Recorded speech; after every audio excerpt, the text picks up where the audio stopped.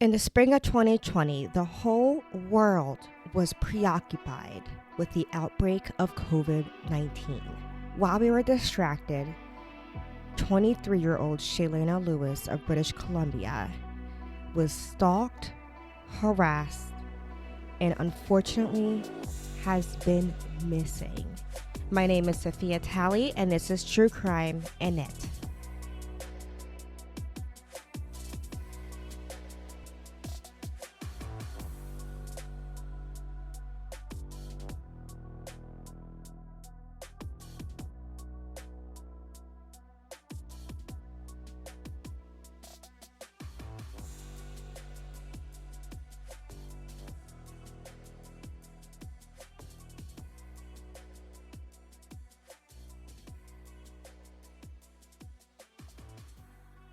Before I get started in today's story, I want to bring attention to today's sponsor, Ana Luisa.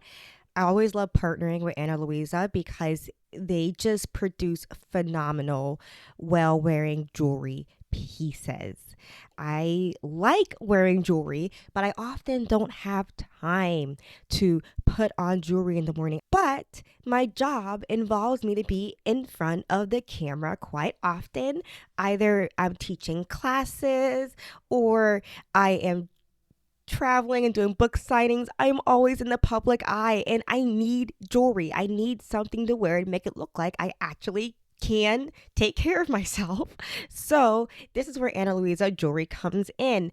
I will wear one of their pieces and I will wear that piece nonstop for months. I have been wearing the same set of Celeste earrings every day for months. And I've been wearing a necklace set as well every day. I would wear it in the shower. I wear it to sleep. I wear it to go on errands, to work out. I sweat profusely in these pieces and they have yet to turn, change color, tarnish. I highly recommend Ana Luisa be on your Christmas list this year, whether you're going to gift it to somebody or whether you're buying yourself a gift. In fact, I am gifting my mom the Elios earrings just because she is a earring snob and she refuses to leave the house without earrings. Okay, yet she has yet to do my thing where I just leave my earrings on until the end of time. My mom would take her earrings off at night and put them back on. But what I like about the Elios earrings is that they are so comfortable to sleep in. Today, I am wearing 3 pieces from Ana Luisa. I have the Mood ring. I'm going to put B-roll so you could see it way clearer. Oh, gorgeous. But I'm also wearing the Mood pendant necklace. I am also wearing the boa earrings and I love these because they are little snake earrings. It's so convenient for me to just leave them in and not have to think about my jewelry. And so that's perfect because if I want to dress it up a little bit, I can rotate the snake down and it's a little dangly earring. So anyway, if you are interested in picking up jewelry for yourself from Ana Luisa, please use my coupon code KNITTER20 for 20% off, and that's in all caps. I am also going to put my special link in the description, so check that out. And let's get on with the podcast. Shaylanna Megan Lewis Brown was born in April 1997. She grew up in Old Masset, Haida, British Columbia, and this is a small town of only 800 people.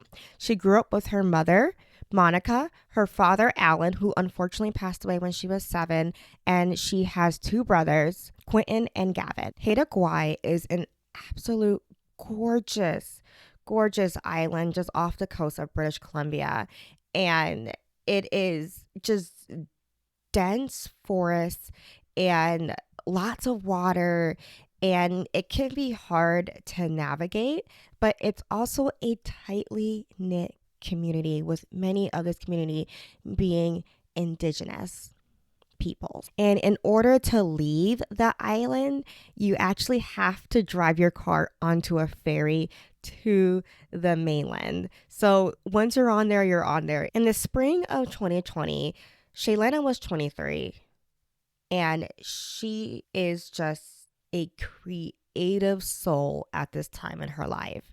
She painted and she made beautiful earrings. She was a great thinker, and honestly, I believe we are kindred spirits. She would often write down her ideas, type them out in her laptop, and she was just always doing something creative.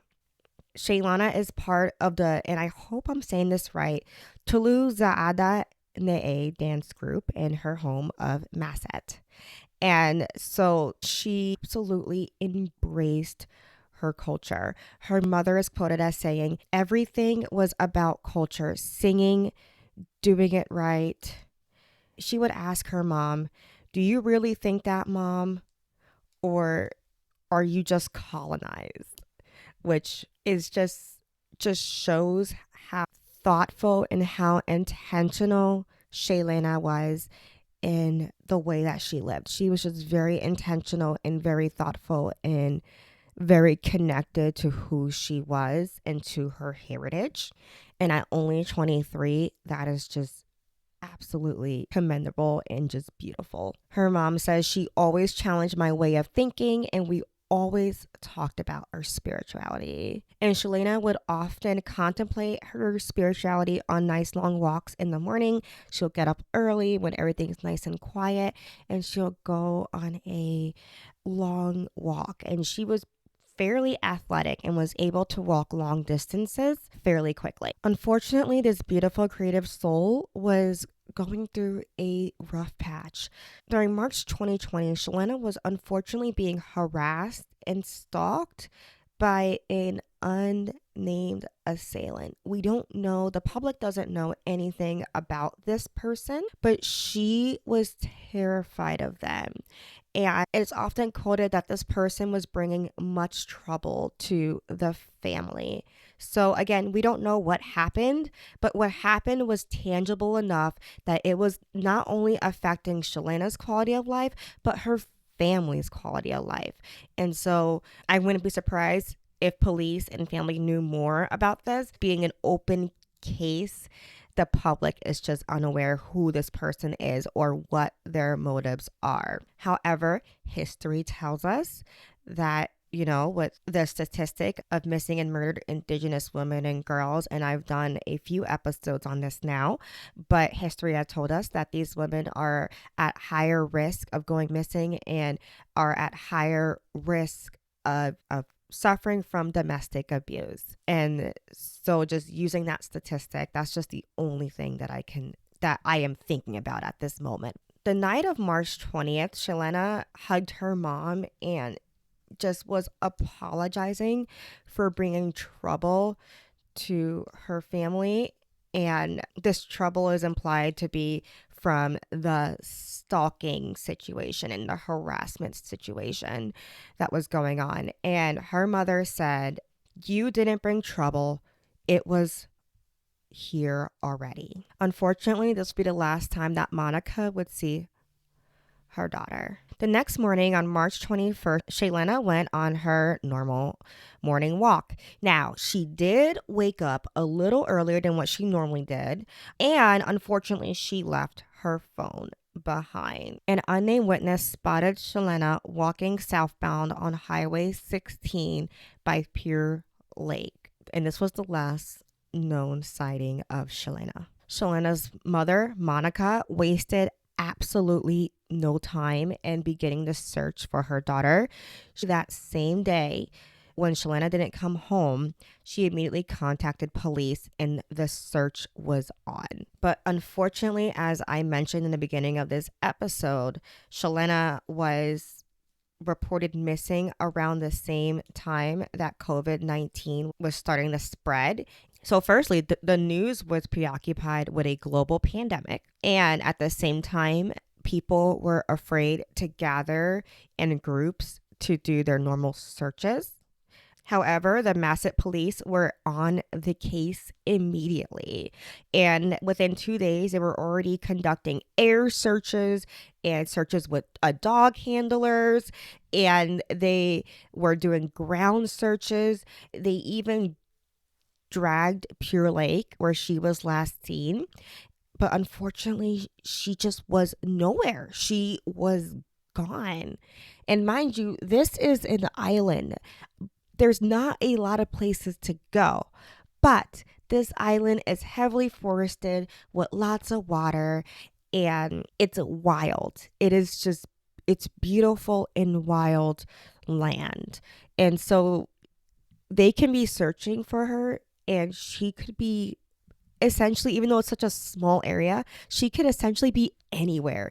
It's very, very easy to lose somebody in this environment. On March 30th, one of the searchers found a sweater that was confirmed to belong to Shaylanna, and they also found a piece of her backpack, and this was near Port Clements and about 43 kilometers from where she was last seen. A week later, after her disappearance, while police was searching through her computer and phone, they found what they believed to be a suicide note. But the family just wasn't so sure. Shaylanna was a prolific writer.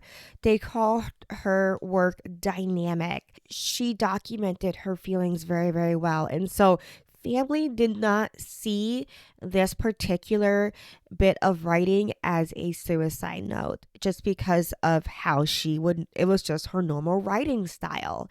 And family told police, please come back to us when you have some concrete evidence like DNA or a body. And I have to agree with them on this one.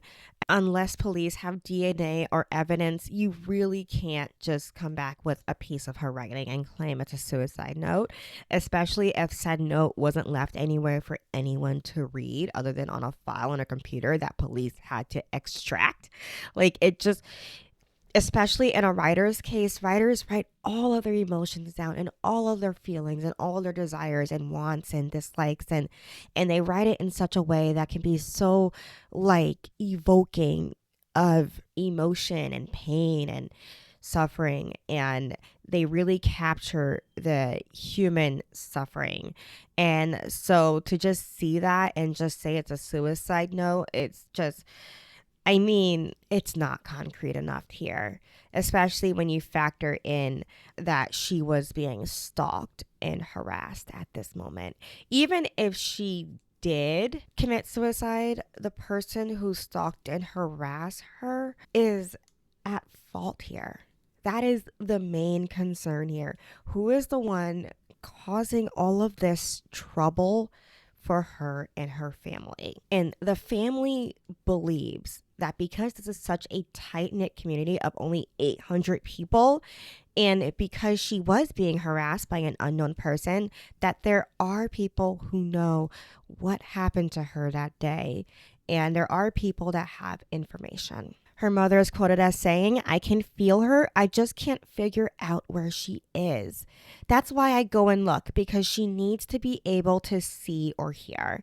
Maybe even one person will see that missing person's poster or post on social media and might be able to make a connection to help in any way. Shaylanna's Missing and Murdered Indigenous Women's Walk was held on May 5th, 2022, and it had a phenomenal turnout.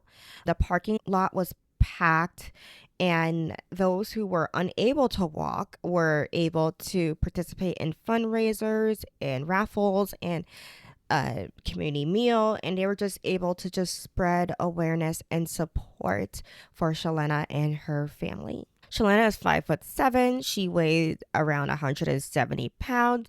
She had gorgeous brown hair and big brown eyes, and she is of indigenous descent. If anyone has any information about Shaylanna's disappearance, please contact Masset RCMP, which is their police, at 250-626-3991, or contact Crime Stoppers at 1-800-222-8477. I want to make sure that Shaylanna just doesn't become another number. I want her family to have as much closure as they possibly can. And I really hope that Shaylanna is brought home to her family. You know, just looking at her artwork and the things that she created and her mask that she would dance in, this is a very intelligent and grounded young woman whose potential is still trying to grow. And I just really hope that she is okay and that we find her safe and sound. And that is why throughout this whole podcast, I tried not to talk about her in past tense because we just don't know. There has been sightings of her, quote unquote sightings, unfounded sightings, sightings that could not be confirmed and not really backed up by anything. But there had been sightings of women that look like her just living their life.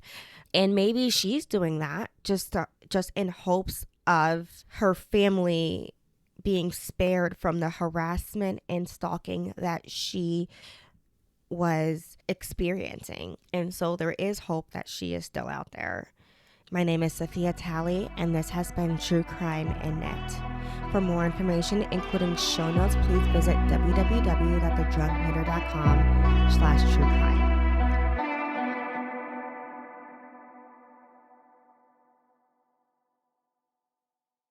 And now it's time for my knitter mission. So today I am knitting up a storm. So last year I knitted a sweater in front of my husband without him knowing. I knitted his Christmas gift in front of him.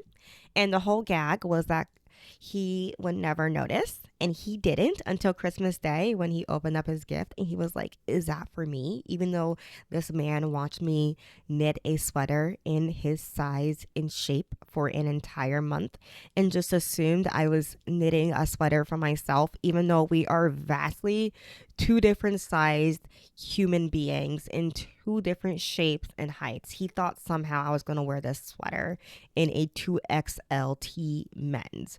How? I don't know. But this year, I decided to press my luck and knit him another sweater without him knowing.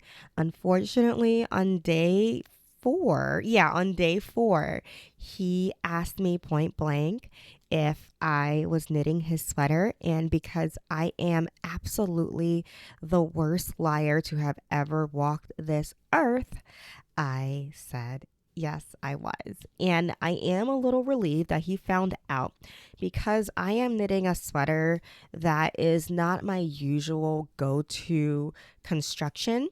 I am knitting a top-down raglan. I'm going to put a picture here because I already had him try it on. And it's not my typical top-down raglan. Usually I alternate the way I do my raglan increases to create a more sloped arm side to fit my body type and most people's body types. However, my husband is square. He is shaped like a square Midwest man. So he needs his raglan shaping to be the traditional box like raglan shaping. So I had to throw out all of my charts that I usually do and I had to knit this in the traditional way, and it's scaring me because it's looking so boxy as I'm knitting it, but then when he wears it, it looks good. So I am just not going to question it. I'm just going to go by that.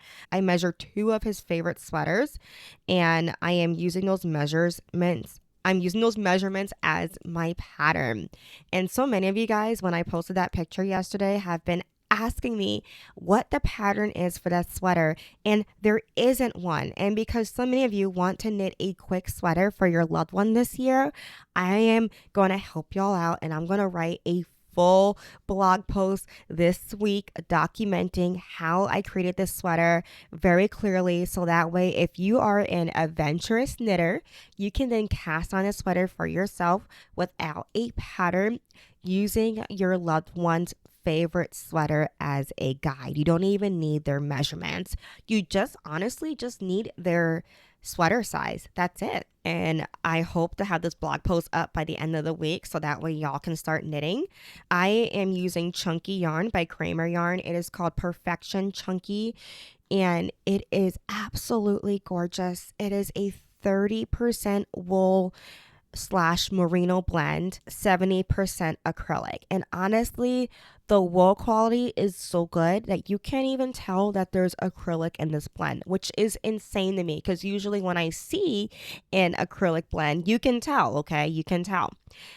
But what I absolutely love about this is how soft it is. It is machine wash and dry, so perfect for my husband who is addicted to the dryer.